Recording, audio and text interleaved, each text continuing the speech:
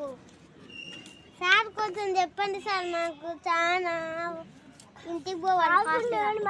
అటు చూడలేనా అటు సార్ నాకు ఏం అర్థం కావట్లే సైలెంట్గా ఉండు నువ్వు నేను